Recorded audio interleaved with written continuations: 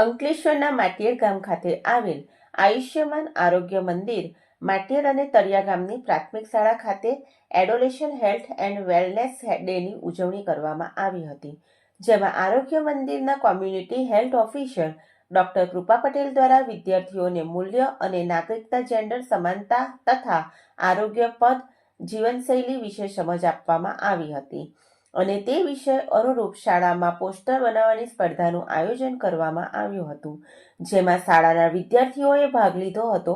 સ્પર્ધામાં ભાગ લીધેલ વિદ્યાર્થીઓને પ્રોત્સાહક ઇનામ આપવામાં આવ્યું.